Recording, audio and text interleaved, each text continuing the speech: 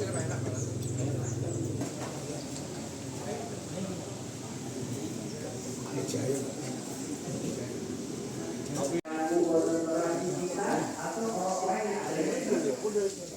masih berada di luar, silakan selain petugas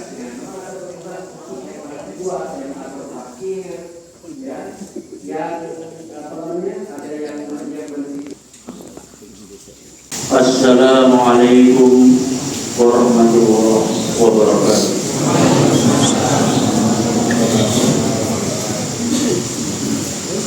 Alhamdulillah nahmaduhu wa nasta'inuhu wa nu'minu bihi wa natawakkalu alaih. Maka demikianlah dia di hadapan Allah Subhanahu wa taala, dia tidak penting dan tidak dimuliakan oleh Allah Subhanahu wa taala. Mementingkan agama, memuliakan agama itu akan datang dalam hati seseorang. Amerika tidak kuasa, yang menciptakan Amerika yang kuasa. Israel tidak kuasa, Allah yang kuasa, yang menciptakan Israel yang berkuasa. Jepang, Korea, Cina tidak kuasa. Siapa yang kuasa jalan? Allah. Termasuk Jibril, Mikail, Israfil, Israel tidak kuasa. Allah yang kuasa. Jin, setan, kuntilanak, tuyul, gondoruo tidak kuasa. Siapa yang kuasa? Allah. Jimat-jimat tidak kuasa. Nopo, sosok, sapu pinten, tombak, kengklenet, keris, setan, kobra tidak kuasa. Allah yang kuasa. Ada keris namanya keris kolomunya, itu kerisnya Sunan Giri katanya. Jadi ketika Giri Kedaton, pesantrennya Sunan Giri itu diserbu sama Majapahit, Sunan Giri itu sedang menulis kitab. Ini menurut cerita Baghdad. Nah, kemudian pasukan Majapahit nyerbu itu pesantren. Maka akhirnya penanya Sunan Giri dilemparkan ke atas. Penanya dilemparkan berubah menjadi keris yang kemudian ngejar tentaranya Majapahit. Itu kerisnya itu kemudian ngejar tentara Majapahit. Tebak itu berapa tentara itu. Ini katanya keris kolomna. Keris kolomna. Kerisnya Sunan Giri. Apakah dia kuasa? Tidak kuasa. Siapa yang kuasa? Allah. Allah yang kuasa. Dokter tidak bisa menyembuhkan, Allah yang menyembuhkan. Dukun tidak bisa juga, Allah. Yakin dengan dukun sirik? Kalau yakin dengan dokter bagaimana? Sama juga ini. Dokter yang menyembuhkan, siapa yang menyembuhkan? Allah. La ilaha illallah. Inilah yang harus kita tancapkan dalam hati kita. Madep, mantep, mancep, manding, manjing, mancep, mapan, marem dengan la ilaha illallah. Madep itu apa? Menghadap. Dan sebuah yang dikatakan itu berpencipta. Mancep, terfunjang dalam hati, tidak goyah oleh keadaan dan suasana. Keadaan suasana tidak berubah dimana-mana. Ditentangkan di atas bara, pada pasir yang membara, ditindih dengan batu, dicambuk di hari-hari. Apa yang dibilang sama Bilal? Ahad, Esa, Allah yang hari. Bahkan dia katakan, tidaklah aku merasakan kelezatan iman melebihi daripada saat aku ditentangkan di atas pasir yang membara, ditindih batu di dadaku dan dicambuk hari-hari. Pada saat itu aku merasakan kelezatan iman yang luar biasa. La ilaha illallah. Mantep, sudah mantep lurus, tidak kira-kira. Kemudian marah, puas dengan la ilaha illallah. Kurang apa? Kurang apa? Saya ini punya Allah. Allah itu yang punya langit, yang punya bumi. Allah itu yang punya surga, yang punya matahari, yang punya bintang. Marah sudah. Apa mau mencari Tuhan selain Allah yang dari batu, yang tidak bisa menyelamatkan dirinya? La yakhluquna syai'an wa hum yukhlaqun, yang tidak bisa menciptakan sesuatu bahkan dirinya diciptakan. Itu makhluk. Marah punya Allah, gembira karena sudah punya kuncinya surga. La ilaha illallah. Kenapa kau bisa guyu? Kunci Innova. Hadiah dapat kunci Innova. Senang dia. Dapat kunci Innova. Kira-kira kunci Innova dengan kunci surga mana? Kunci surga ya. Kunci Innova yang tambah lama dia tambah rusak. Surga tambah hari tambah indah, tambah luar biasa. Dan itu sudah diberikan kepada kita yang punya la ilaha illallah. Maka harus senang, bunga, gembira, syukuran menjadi orang Islam. Punya Nabi namanya Muhammad SAW, paling ganteng. Loh, yang paling ganteng bukan Nabi Yusuf, Nabi Yusuf ganteng. Nabi Yusuf ganteng yang mempesona. Nabi Muhammad ganteng yang berwibawa. Sehingga saking wibawanya nggak berani sahabat itu kayak lihat Nabi, tidak berani. Kalau lihat ngeri banget gitu, karena saking wibawanya. Nabi Yusuf gantengnya seperti bulan, ganteng yang mempesona. Rasulullah gantengnya seperti matahari dan ganteng yang berwibawa. Satu waktu seorang sahabat telah berkata, di satu malam aku telah melihat bulan purnama. Kemudian aku lihat wajahnya Rasulullah. Aku lihat bulan purnama, aku lihat wajahnya Rasulullah. Aku lihat bulan purnama, aku lihat wajahnya Rasulullah. Ternyata wajahnya Rasulullah lebih indah daripada bulan purnama.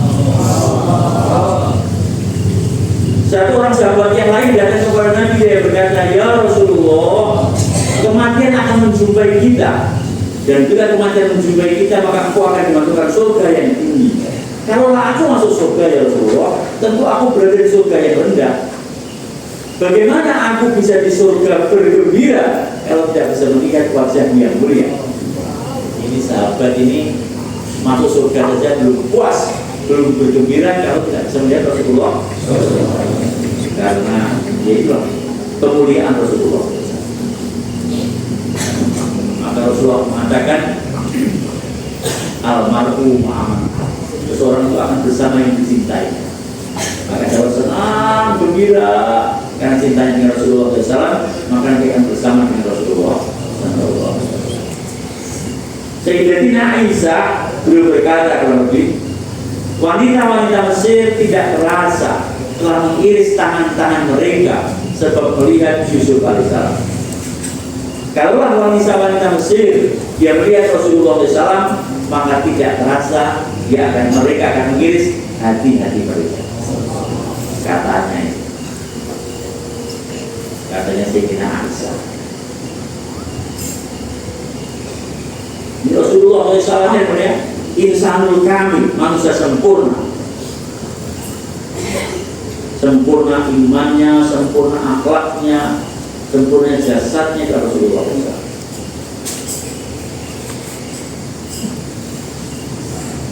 Dan kita telah dipilih menjadi umatnya Rasulullah SAW. Rindu hatiku bertemu dengan saudara-saudara, kata Rasulullah. Maka sahabat bertanya, ya Rasulullah, bukan aku ini saudara kamu? Kamu ada sahabat-sahabat. Saudara-saudaraku adalah mereka yang tidak melihat aku, tapi mereka beriman dengan aku. Alhamdulillah kita tidak melihat Rasulullah, kita beriman dengan Rasulullah.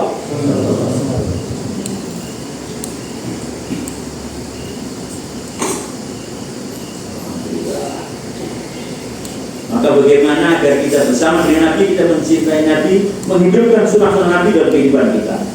Insya Allah ya.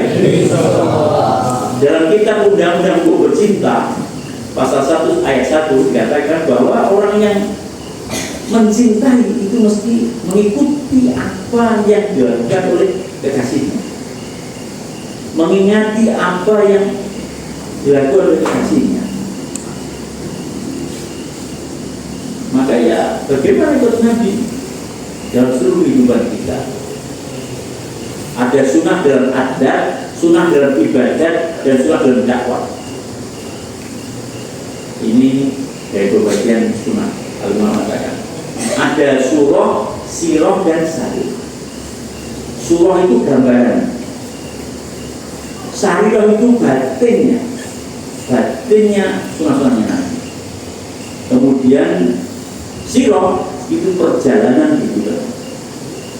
Kalau adatnya Nabi itu ya kebiasaan harian, makan, minum, pakaian itu adat. Nabi kadang-kadang pakai serban, Nabi kadang-kadang tidak pakai serban. Makanya kadang-kadang boleh pakai serban, kadang tidak pakai serban. Kalau pakai serban terus saja, Nabi kadang-kadang tidak pakai serban juga. Jadi kalau pakai serban terus, berarti ada sunnah Nabi yang pas nggak pakai serban, dan itu dia.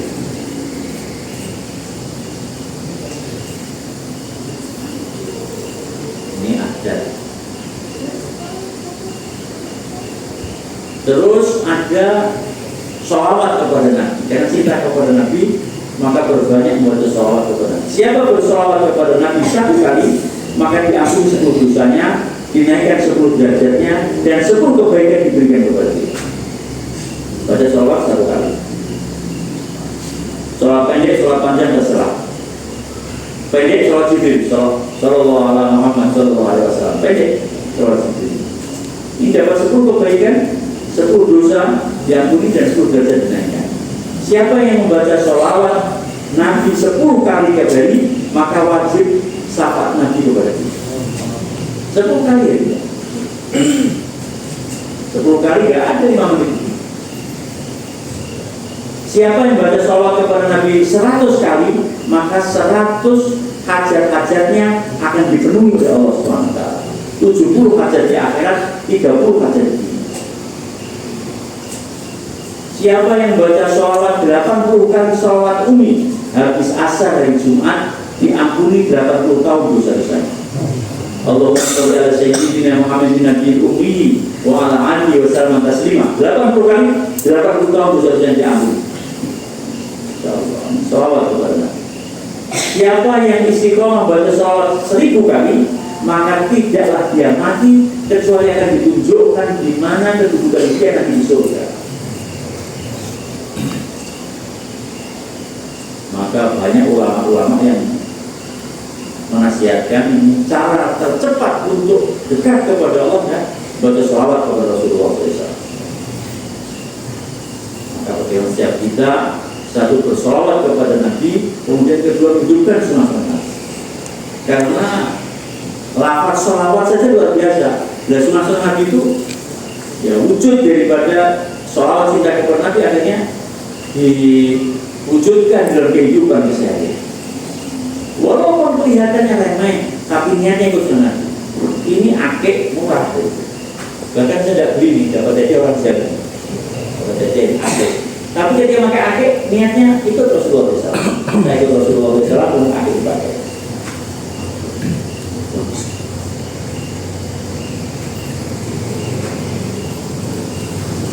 Sunnah Nabi itu mendatangkan nur. Setiap sunnah itu ada nurnya. Wa in tuti'uhu tahtadu. Bila engkau ittiba, engkau taat, maka engkau dapat hidayah. Jadi sunnah-sunnah Nabi mendatangkan nur.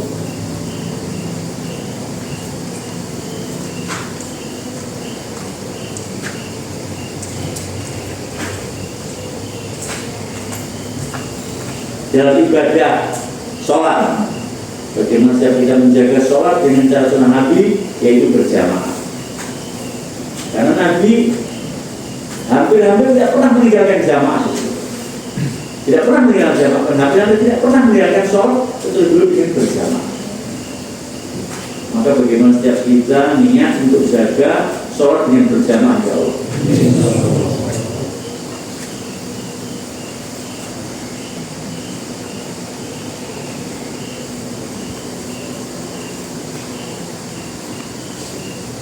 Kita hidupkan sunnah dalam seluruh kehidupan kita. Nyebarkan salam, maksud salam kita. Nyebarkan salam di antara kamu, sunnah Nabi luar biasa.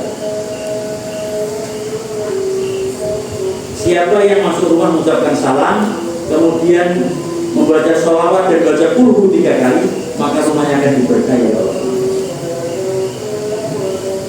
Siapa yang masuk rumah mengucapkan salam, maka setan berkata, tidak ada tempat kita bermalam di rumahnya. Tapi kalau orang masuk rumah itu tidak mengucapkan salam, walaupun bilang atau permisi gitu, dan masuk rumah tanpa salam, maka setan berkata, mari kemari kita bermalam di rumah ini. Maka dia tidur ditemani sama setan. Dia, istrinya, keluarganya tidur masuk karena masuk rumah tanpa salam. Jadi mulia, salam itu luar biasa. Salam itu isinya doa. Assalamualaikum warahmatullahi wabarakatuh. Semoga kesejahteraan, keselamatan senantiasa tercurah kepada kamu. Rahmat dan barokah tercurah kepada kamu. Selamat, rahmat dan barokah. Itu doa di dalam salam. Selamat itu bagaimana? Selamat itu ya akhirnya nggak tabrak bis. Ya sampai keluar jalan tabrak itu nggak selamat berarti. Selamat itu sampai masuk surga. Selamat. Jadi assalamualaikum dalam sholat, dalam salam itu artinya semoga engkau masuk surga, semoga engkau selamat dari neraka. Assalamualaikum itu luar biasa. Rahmat itu kasih sayang Allah, dan kasih sayang Allah itu tidak ada yang lebih daripada hidayah, iman dan Islam. Jadi semoga sampai selamat, semoga sampai dapat hidayah, semoga assalamualaikum itu juga di dalamnya mengandung semoga Allah ridho kepada engkau, semoga utang-utangmu cepat terbayar. Nah, selamat tidak juga, ditagih utang itu nggak enak juga. Masalahnya utangnya lunas, utang lagi.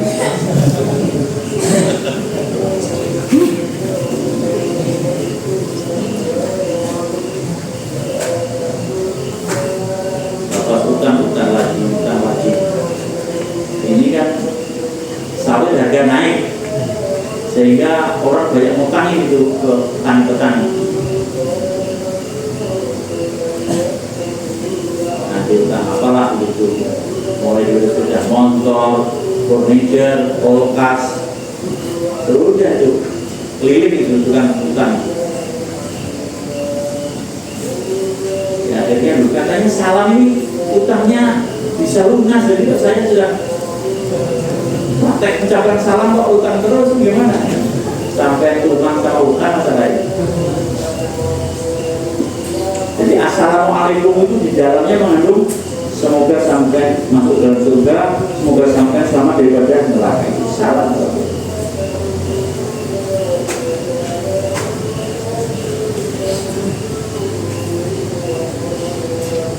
Maka kita niat untuk menyebarkan salam tahu.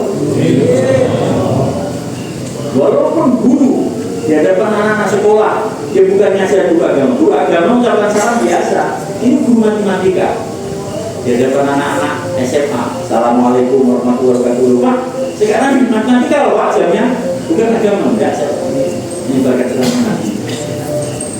Kelas mengucapkan salam, teman-teman bicara mengucapkan salam, sehingga akan nampak dari dia syiar Islam. Siapa yang satu hari mengucapkan salam 20 kali mati masuk surga. Itu ada lihat mereka.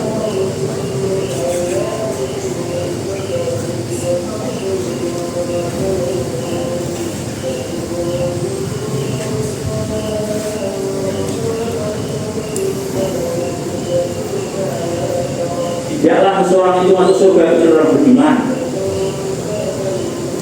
Dan tidak perlu beriman kecuali dia kasih sayang. Maukah aku tunjukkan jalan dan kasih sayang? Sebarkan juga salam di antara kamu. Ini satu riwayat dari Nabi Muhammad SAW.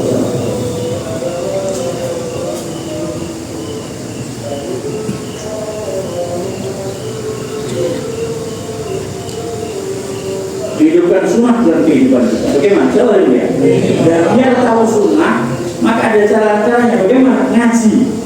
Datang kepada ulama, kepada kiai-kiai, ustaz-ustaz, belajar agama, belajar sunnah Nabi beliau.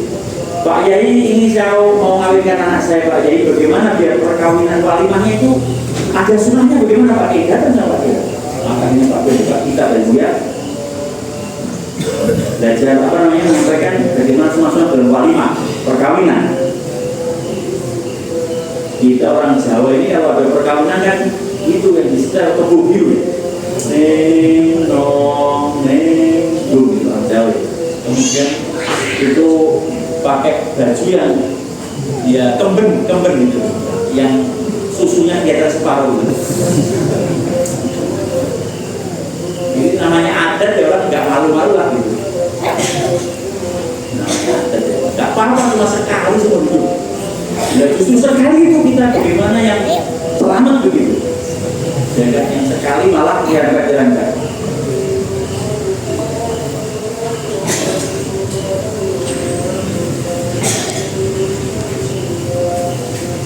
Jadi untuk mengajar sunnah bagaimana caranya belajar ngaji kepada ulama-ulama. Bagaimana masjid-masjid kita ini hari mulia hidup majelis-majelis taklim, ngaji di masjid-masjid, sehingga makmur masjidnya dengan amal-amal agama. Ngaji tentang wudu, bab sholat itu dikaji di masjid-masjid.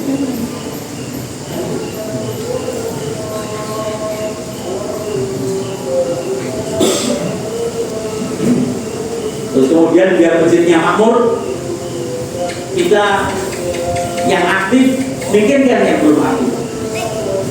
Setelah datang masjid, Assalamualaikum, Waalaikumsalam, apa kabar? Alhamdulillah baik.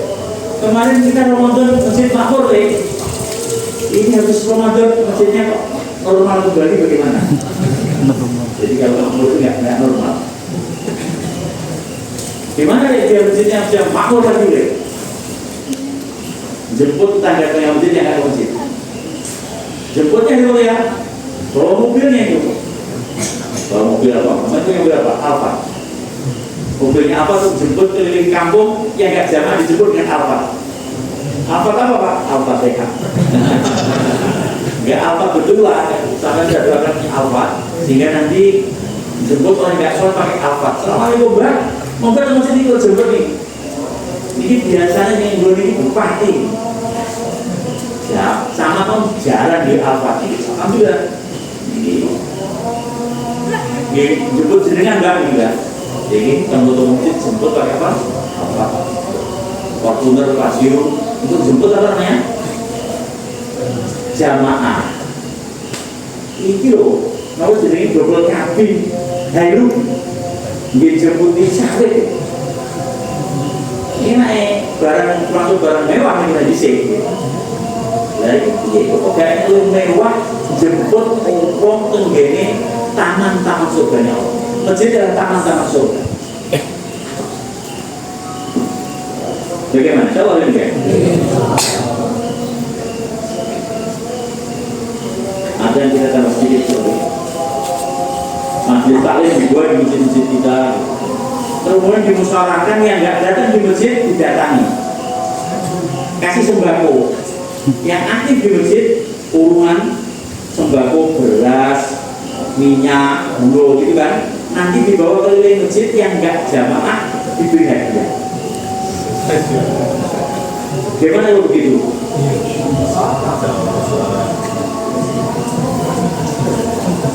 Semoga biar semuanya itu jadi ahli masjid semua. Syaratnya yang jamaah masjid ahli masjid nggak boleh anggap, ngerti anggap? Sombong, ngomong soal surga diri. Lihat itu pun rokok, aku masjidnya sang suatu. Ya nggak boleh begitu. Ahli masjid tapi tetap tawadhu. Jadi ngajak orang-orang yang berjamaah ke dalam masjid.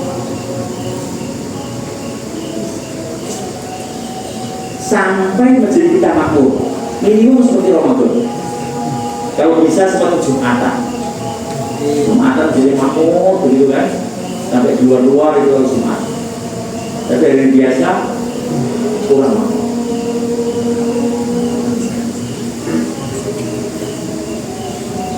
Satu, masjid jamaah dihidupkan. Yang kedua, taklim dihidupkan. Untuk mempelajari sunnah-sunnah Nabi, taklim dihidupkan. Kalau dulu di kampung-kampung kita ada ngaji akidah, sifat 50 diajarkan di masjid-masjid. Kemudian Bapak sekalian, masjid-masjid kita ini alhamdulillah kan, kebanyakan masjid ada TPA, TPT-nya. Pelan-pelan kita naikkan bagaimana TPA dan TPI masjid itu nanti akhirnya menjadi madrasah-madrasah Tahfidzul Quran. Ngapal Quran, jadi ada setoran Quran. Tahun 90-an di tempat kami belum ada yang hafal Quran. Kemudian ada alumni dari Mbak Arwani Kudus datang di kampung kita, kemudian mulai ngajar hafalan Quran.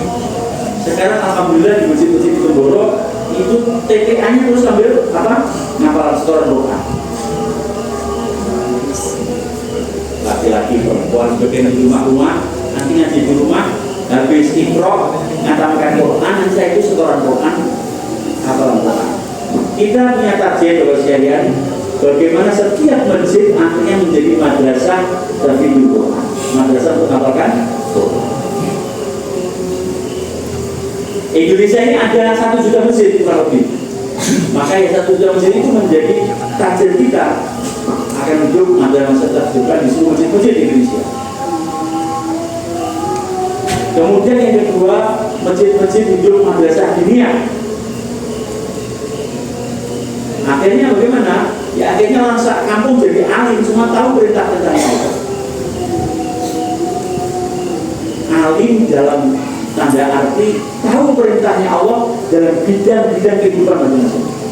Kalau alim fakih dan kemudian pakar dalam keilmuan harus ke pesantren, belajar nahwu, sorong, kitab kuning, buka kitab kuning itu di pondok 8 tahun, 10 tahun begitu tahu nanti alim betul. Tapi untuk mengetahui perintah Allah dalam bidang kehidupan kita masing-masing bisa dibuat di masjid-masjid dengan ngaji-ngaji masalah di masjid-masjid kita. Sehingga petani tahu kewajibannya sebagai seorang petani, guru, pedagang, demikian juga sebagai ibu dalam perdagangan. Menjadi hidup madrasah-madrasah ini yang hidup.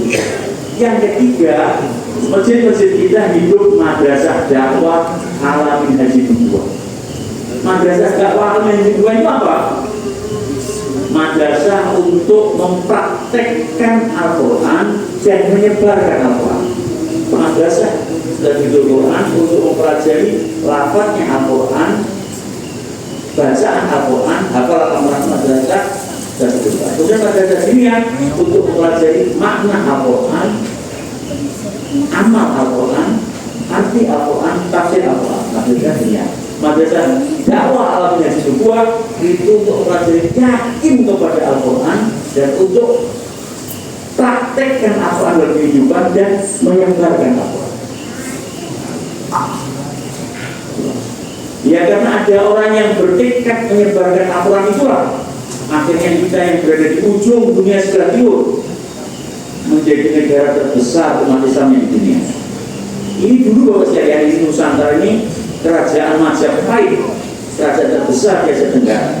Rajanya Brawijaya, Pati Gajah Mada, gitu. Ini Nusantara. Tapi kemudian datang dai-dai ke Nusantara. Di Kediri itu ada kuburannya Mbah Wasil. Mbah Wasil itu katanya namanya Maulana Samsudin Anzet. Itu datang di abad 11 di Kediri. Abad 11 itu berarti ya zamannya Prabu Jayabaya di Raja Kediri. Itu sudah ada dai mereka. Abad ke-12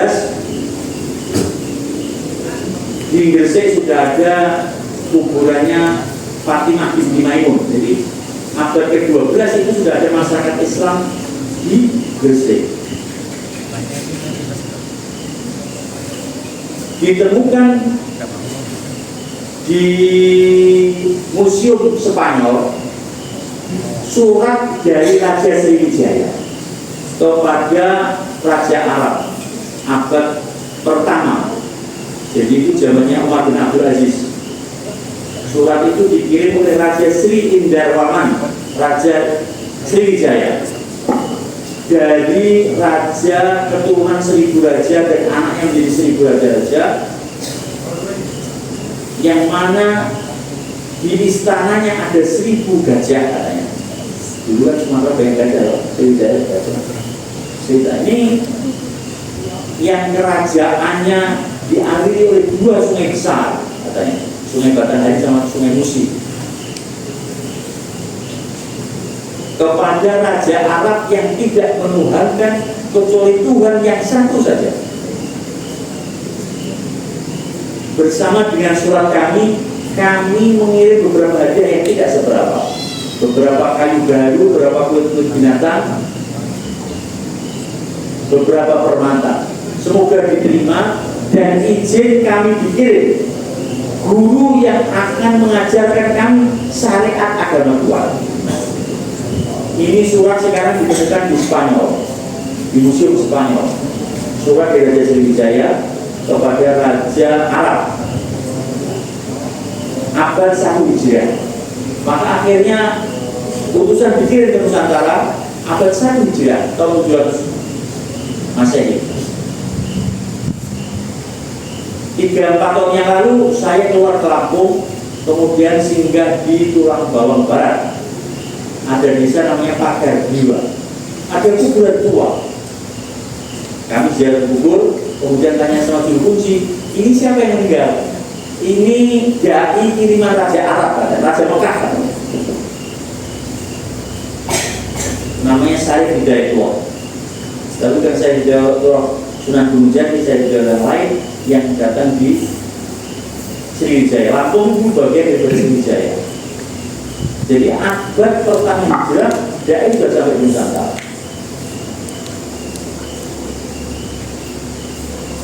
Di Magelang itu ada Gunung Tidar, Syekh Subakir datang lebih awal daripada Wali Songo. Hanya kemudian bahwa sekalian dakwah yang makbul diterima dan kemudian berkesan di Nusantara itu dakwah daripada keluarga Wali Songo, keluarga Wali Songo yang kemudian dakwah di Nusantara. Namanya Syekh Jumadil Kubro, itu mbahnya Wali Songo, namanya Syekh Jumadil Kubro. Syekh Jamaluddin Husain, kuburannya di beberapa tempat. Mungkin dulu itu kan berjalan dan kemudian istirahat, dan istirahat kemudian tidur dalam bahasa Jawa namanya sare. Sare itu apa? Tidur. Lah kemudian sare jadi sarean. Lah sarean itu jadi kuburan. Jadi ini teori otak atik matuk.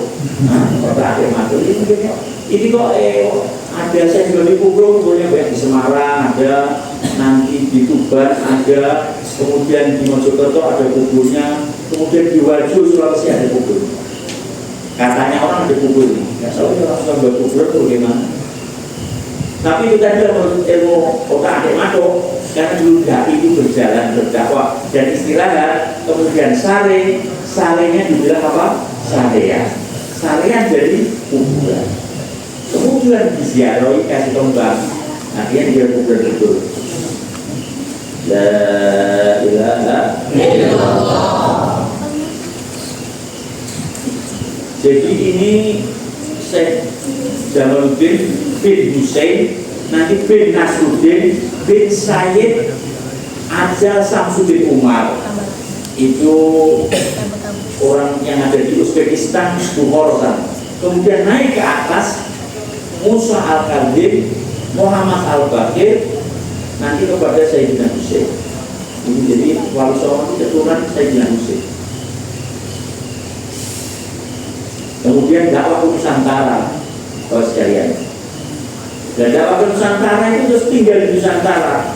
Anak istrinya ditinggal dan kemudian meninggal di sini. Paling akhir masuk Islam, tapi paling banyak Islamnya itu Indonesia. Abad ke-12 Andalusia ambruk. Islam di Spanyol itu Andalusia ambruk karena ada raja perempuan Ratu Isabella nyerbu ke Andalusia. Umat Islam di Spanyol diusir semuanya. Mereka ini diusir, Spanyol itu masuk di dekatnya Maroko, Maghrib. Dan kemudian orang-orang Maghrib itu naik kapal terus berlayar sampai di Nusantara. Sehingga banyak di Nusantara ini banyak dai-dai daripada Maghrib, orang Maghrib. Itu di Gresik ada Malik Ibrahim Al-Maghribi. Al-Maghribi itu banyak di Ketapang, Kalimantan Barat ada Syekh Maghribi. nanti di Batang, Jawa Tengah, di Boyolali, di Parangtritis, banyak itu kuburnya saya mampir. Ya itu banyak datang ke Nusantara saya. Alhamdulillah, mbah-mbah sampai bahwa saya semuanya masuk Islam. Alhamdulillah, dapat kuncinya surga. Melebihi kayak apa ya? La ilaha illallah. Dulu gak ada apa-apa, kosong, gak ada masjid, gak ada kiai, gak ada pondok, adanya pura, kuil, pendeta, ini mudah di sana. Tapi dai-dai lah berdatangan, akhirnya berubah. Dan semua kita sepakat, dakwah Wali Songo adalah yang paling berhasil dalam Nusantara. Maka kalau sebagian orang diperlukan kebangkitan Wali Songo berdua. Kalau dulu Wali Songo mengislamkan Nusantara, sekarang bagaimana? Dari Nusantara membawa Islam ke seluruh dunia. Bagaimana? Insyaallah ya. Nah, program keliling dunia itu dapat dukungan dari langit. Apa dukungannya? Allah memberi negeri ini kaya raya. Itu gunung-gunung yang ada di mana nih? Sumatera itu mengandung emas. Dari Lampung sampai Aceh. Untuk apa?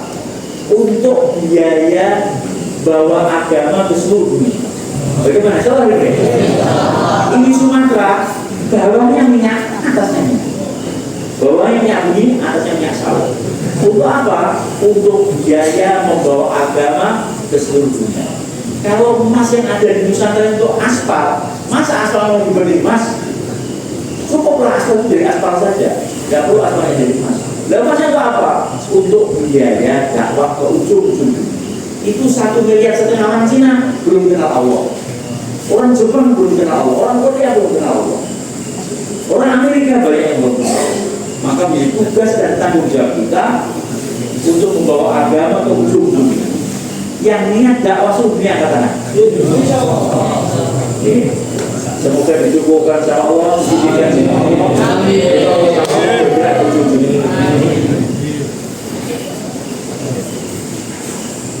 Saya kemarin dipamiti Santri Segoro. Dia bilang sama saya, Pak Yai, doakan saya mau berangkat ke Korea. Belum ke Korea, kenapa? Teruskan dakwah bapak saya. Bapaknya ada seorang. Ini Kiai, saya dulu kenal dakwah di Korea.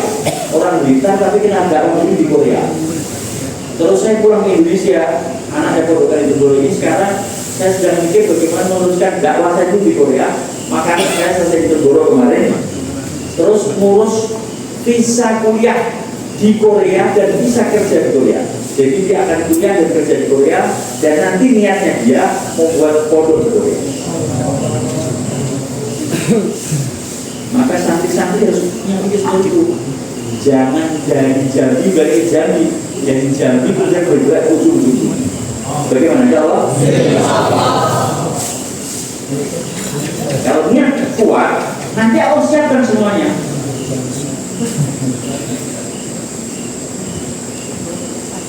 Allah akan siapkan segala sesuatu yang bergerak ujung-ujung. Indonesia ini bukan miliknya bangsa Indonesia. Indonesia itu miliknya Allah. Harta kekayaan di Indonesia juga miliknya Allah. Begitu.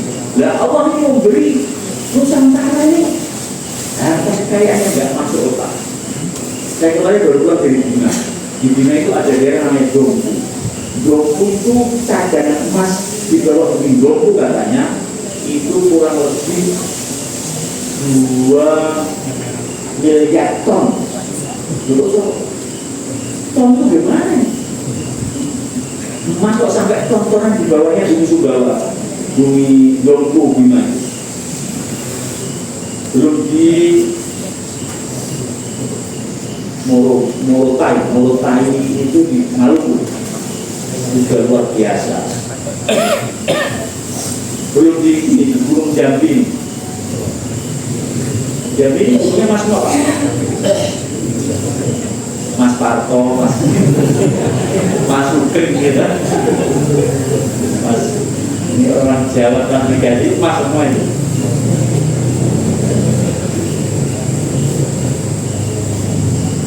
La ilaha illallah.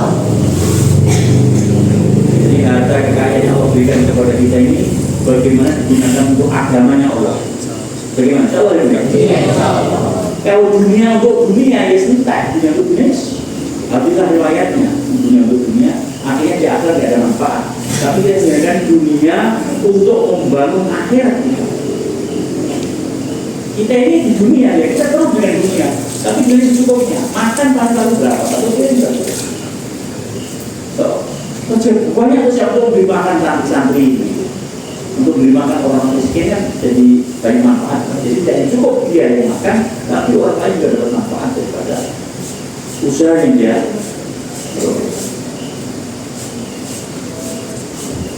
Bagaimana? Insyaallah.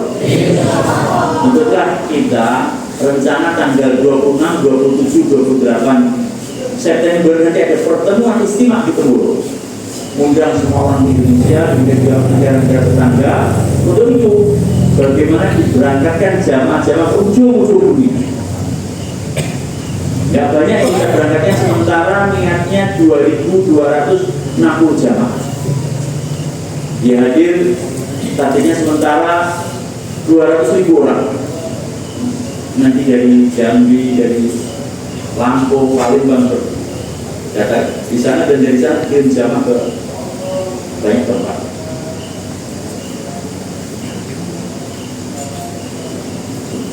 Kita khawatir nanti di akhirat dituntut sama orang-orang Jepang. Ya Allah, ini orang Indonesia saya kirim lampu, saya kirim Toyota, saya kirim Suzuki, saya kirim macam-macam ya Allah untuk yang Anda hidup di dunia. Tapi itu orang Indonesia ya Allah nggak pernah kirim hidayah kepada kami. Sehingga kami nggak kenal agama ya Allah. Orang juga butuh kita kalau kita tidak kirim jamaah. Bagaimana? Insya Allah. Ini berkaitan dengan mas'uliyah, tanggung jawab. Karena tidak ada Nabi setelah Muhammad SAW, dan Allah telah memilih setiap orang daripada umat ini sebagai penerusnya Nabi Agung Muhammad SAW. Bukan Nabi, tapi punya kerja seperti kerjanya para Nabi. Apakah itu? Menyampaikan agama. Dan inilah hari mulia yang menjadi sebab kemuliaan umat ini. Sehingga Allah mengatakan kuntum khairu ummatin ukhrijat lin-nas ta'muruna bil ma'ruf wa tanhauna 'anil munkar wa tu'minuna billah. Kamu adalah sebaik-baiknya umat yang dikeluarkan untuk manusia. Karena kamu amal ma'ruf dan menahi munkar dan beriman kepada Allah SWT. Jadi kemuliaan khairu ummah sebaik-baiknya umat itu ada syaratnya. Syaratnya apa? Amal ma'ruf dan nahi munkar.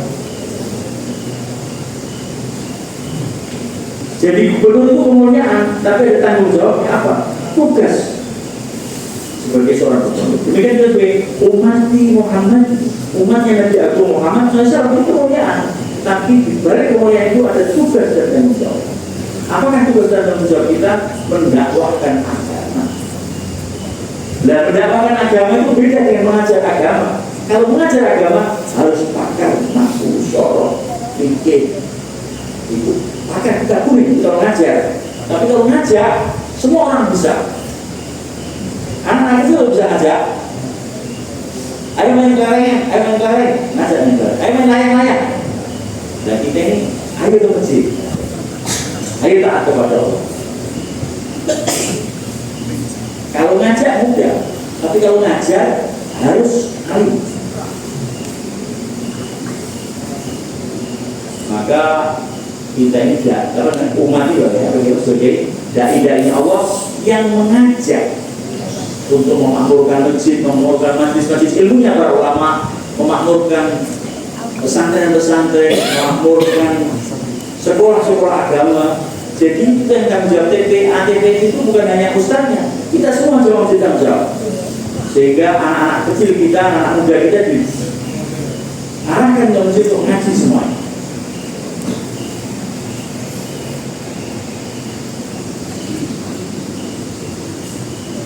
Kita coba anak-anak SMA itu ada ustadz yang ngajar.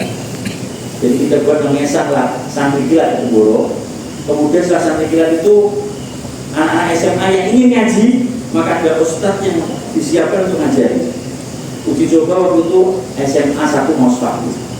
Jadi beberapa anak SMA itu kalau habis dulu kumpul di satu masjid dekatnya sekolah, terus nanti belajar ada pada sunnah keseharian, kemudian baca Quran dan setoran Quran. Ternyata 3 tahun anak SMA bisa kata Quran, dan kemudian jadi juara sekolah, dia diterima di IPB, Institut Pertanian Bogor. Di sana juga ranking 1 waktu kuliah. Belum selesai S1 sudah ditawari S2. Maka dia S1 langsung S2, kemudian ya sekarang kerja di Jakarta. Jadi artinya anak-anak SMA itu, SMA negeri khususnya itu sama Allah diberi kecerdasan lebih, sehingga ketika mereka ada guru yang mau, ustadz yang mau menerima setoran mereka Quran bisa kalau.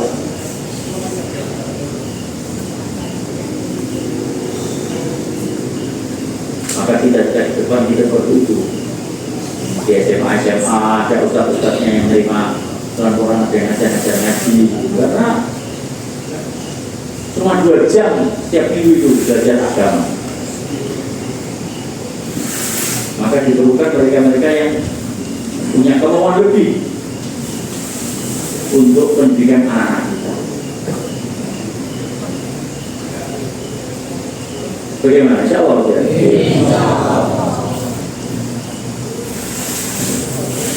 Semoga Allah memberi kemudahan kepada kita. Untuk pertemuan 26, 27, 28 September nanti, ini kita jamaah-jamaah dibentuk daripada halaqah kita. Setiap halaqah 9 jamaah, 3 jamaah 4 bulan dan 6 jamaah 40 hari. Dan alhamdulillah sudah mulai kita bentuk tadi habis asar. Halaqah yang dari Jambi ini, dari Tebu, dari Muara Bumbu dan sebagainya, Marangin, disiapkan dari Kota Jambi dan sebagainya, siapkan jamaah-jamaah yang akan diberangkatkan nanti dalam pertemuan. Al-Harokah, Harokah, gerak mendatangkan keberkahan. Matahari itu kalau tidak bergerak, dia menyinari satu tempat saja, maka tempat yang disinari itu matahari akan terbakar. Sementara yang tidak kena matahari, dia akan membeku. Seperti kutub utara, kutub selatan, tidak kena sinar matahari, akhirnya membeku. Maka matahari dengan rahmat Allah bergerak, sehingga semua ada tempat di dalam matahari. Air itu kalau berhenti, akhirnya kotor, itu juga ada air. Berhenti aja, ya makanya kelihatan kotor. Tapi kalau air itu bergerak, makanya akan bersih. Angin di perut kok berhenti, ya masuk angin sampai.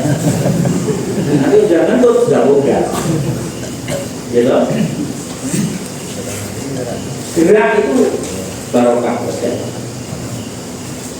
Kehebatan pedang sakti itu kalau keluar daripada sarungnya, kalau itu pedang sakti itu di situ saja, nggak dicabut-cabut, nggak kelihatan itu pedang saktinya. Anak panah itu ketahuan hebat ya kalau dia lepas dari busurnya. Lepas sudah busurnya, wah terus kawan panah luar biasa. Maka demikian juga kesaktian sampean itu terus keluar dari kampung halamannya. Untuk keluar di jalan Allah SWT, akan ketahuan orang sakti menjelur kan. Wa may yuhajir fi sabilillah najid fil ardi murawaman katsira. Siapa orang berhijrah di jalan Allah, maka dia akan dapati rezeki Allah yang luas.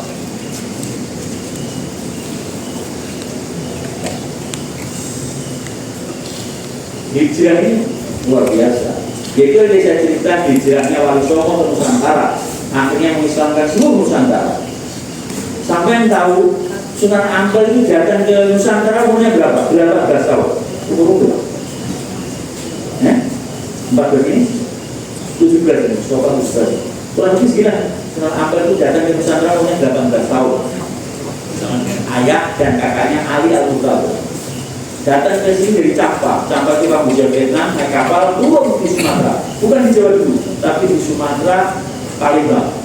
Sampai di Palembang, dakwah Raja Palembang, namanya Alia Daman. Alia Daman 4 bulan masuk Islam. 4 bulan saya ngapa lah. Yang jelas singgah di Palembang, Raja Palembang masuk Islam. Sampai di sana baru menuju ke Mojopahit. Turunnya di Tuban, namanya Palang.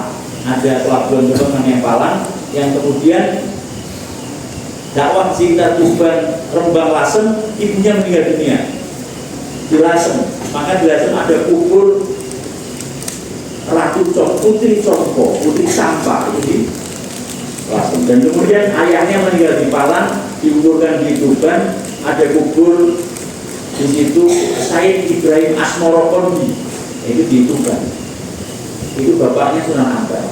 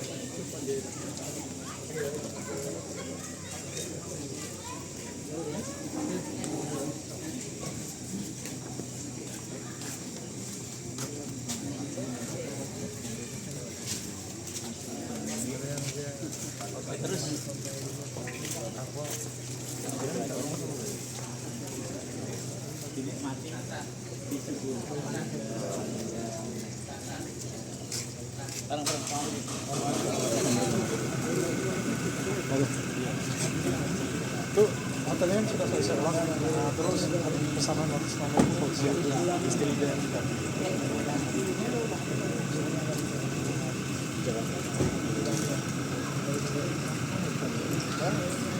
Ada lagi ini kan?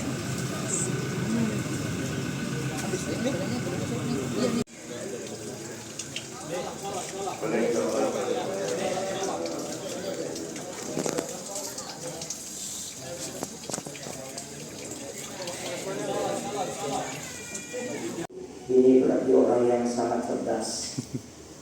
Kenapa? Karena dia itu sudah hafal apa yang mau dibayangkan itu. Yang pertama. Dan yang kedua, orang yang kalau mendengar subuh tidur, ini berarti adalah orang yang ahli sholat tahajud. Mungkin bangun dari jam 1 malam, berdiri panjang-panjang, ruku, sujud panjang-panjang, zikir panjang-panjang, doa panjang-panjang, nangis panjang-panjang, sehingga tak terasa saking banyaknya air mata yang menetes. 12 air matanya. Berapa belas? 12.